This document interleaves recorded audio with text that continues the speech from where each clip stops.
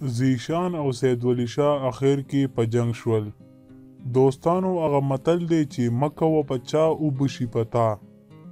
دا متل اوس ځکه رښتیا شو چې زیشان او سید ولی شاه چې همیشه د لر او بر پښتانه په جنگ کړي دي او دوی د وجې پښتون د یو بل نه نفرت کوي.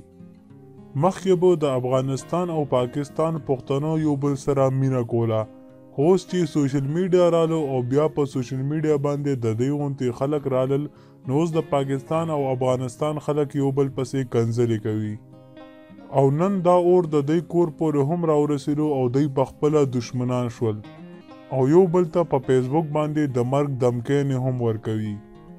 ملګرو پښتون که د افغانستان وي که د پاکستان، دا رونه دي او ټولو نه غټه خبره ده چې مسلمانان دي او داسې سپو د وجې پښتانه د یو بل نه نفرت کوي. نو دا وه زموږ نن ویډیو. تاسو د سید ولی شاه او زیشان باره کې څه ویل غواړئ موږ ته لاندې په کمنټ کې ضرور ولیکئ.